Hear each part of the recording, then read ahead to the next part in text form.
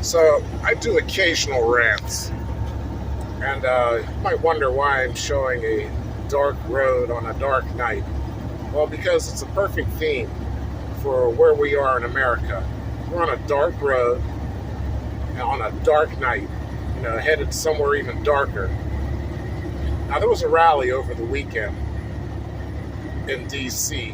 where these pro-war, yeah, that's right, pro-war activists were chanting, "More weapons for Ukraine! More weapons for Ukraine! More weapons for Ukraine!"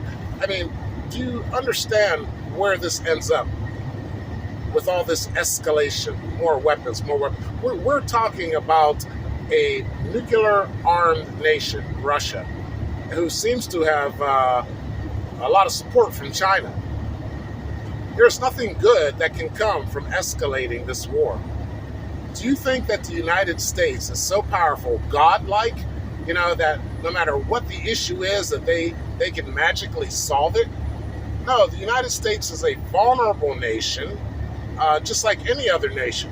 See, Russia is armed with hypersonic Sarmat-2 missiles, each carrying 10 warheads. That's one missile that can target 10 cities.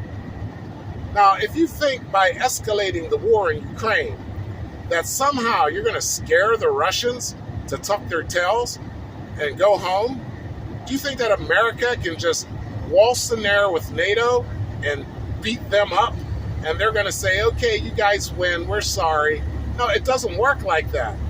What happens is if Russia gets to a point where they feel that they are losing and their national security is at threat, they're going to launch. And you don't want that to happen. Do you realize right now that a Ukrainian soldier, his life expectancy is about 5 to 6 hours on the front lines? That's the life expectancy of a soldier on the front lines in Ukraine. But worse off, if this thing keeps escalating, because Russia has hypersonic Sarmat-2 missiles, your life expectancy is going to be about 30 minutes before those things take out your city. Now, if that's what you want, that's what escalation will get you. Keep calling for more weapons. Keep escalating the war. And what's going to end up happening is a thermonuclear war. And everybody is going to die. Everybody, your children. While you're chanting more weapons for Ukraine, you're chanting for your children to die.